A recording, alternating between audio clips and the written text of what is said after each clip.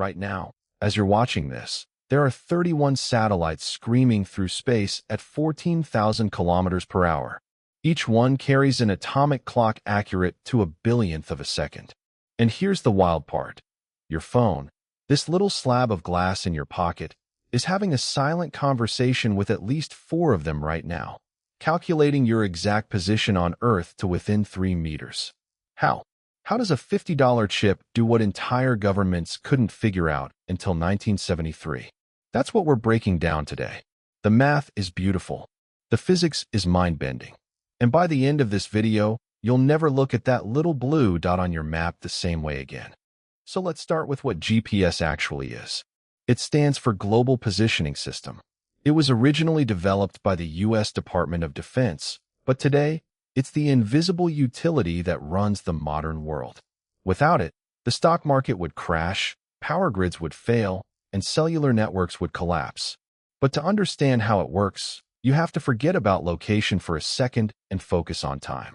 GPS is not a map system. It is a timekeeping system. Every GPS satellite is essentially just a highly precise atomic clock with a very loud radio attached to it. All it does, day in and day out, is broadcast 2 pieces of information: its exact location in space and the exact time the signal was sent. That's it. It just screams, "I am here, and it is exactly this time," over and over again. Your phone is simply listening.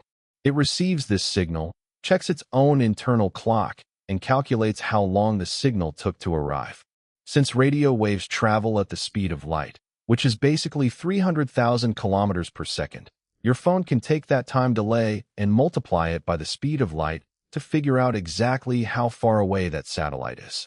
If the signal took a fraction of a second to reach you, your phone knows you are exactly 20,200 kilometers away from satellite A. Let's break this down step by step using a signal timing diagram. Imagine you only have one satellite overhead. Your phone does the math and figures out it's precisely 20,000 kilometers away.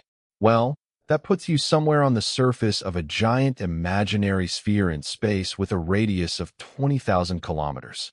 You could be in New York, you could be in Tokyo, or you could be floating in the middle of the Pacific Ocean.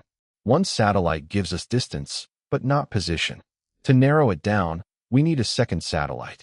Now you are on the surface of 2 intersecting spheres, which narrows your location down to a giant circle wrapped around the Earth. Better, but still not enough. But knowing your distance from one satellite isn't enough. We need trilateration.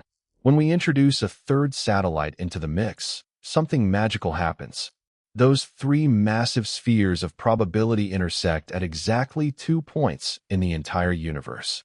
And because one of those points is usually deep in space, and the other is right here on the surface of the Earth, your phone can confidently reject the space point and know exactly where you are.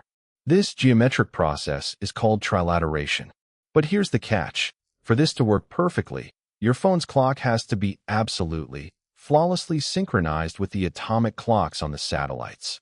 If your phone's clock is off by just 1,000th of a second, the distance calculation will be off by 300 kilometers. Since we can't put million-dollar atomic clocks in our smartphones, we use a 4th satellite to constantly correct our phone's cheap internal quartz clock. But wait, there is a problem hiding in the physics, relativity. Einstein proved that time doesn't tick at the same rate for everyone. Because the satellites are moving so incredibly fast, special relativity says their clocks should tick slightly slower than ours by about 7 microseconds a day. But because they are so far away from Earth's gravity, general relativity says their clocks should tick slightly faster by about 45 microseconds a day. The net result? The clocks on the satellites tick 38 microseconds faster every single day compared to clocks on the ground. Now, if everything I just told you was the whole story, it still wouldn't work perfectly.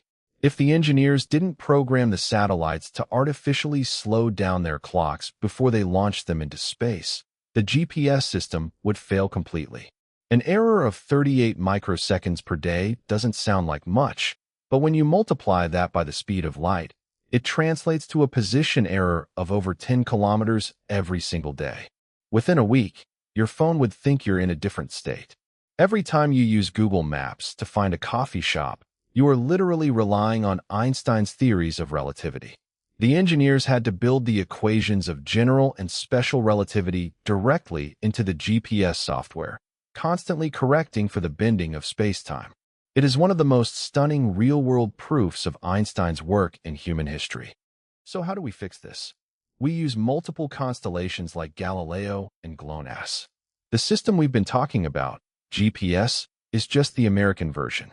To ensure absolute reliability, your phone actually listens to an entire choir of different constellations. There's the Russian GLONASS, the European Galileo, and the Chinese Beidou system. In total, there are over 100 of these navigation satellites surrounding our planet right now. By listening to multiple frequencies and signals from different systems simultaneously, modern smartphones can correct for atmospheric distortions and bounce back from tall buildings. This is how we went from a system that could barely put a military jeep within 30 meters to a chip in your pocket that knows exactly which side of the street you're walking on down to 30 centimeters. So the next time you open Google Maps to order a pizza or navigate to a friend's house, remember the insane engineering making it possible. You are using a piece of glass to catch invisible radio waves sent by atomic clocks traveling at 14,000 kilometers an hour, 20,000 kilometers above your head, all while continuously adjusting for the relativistic bending of space-time. Behind every blue dot on a map is an orchestra of physics. Like this. Drop a comment, hit subscribe, and I'll see you next week.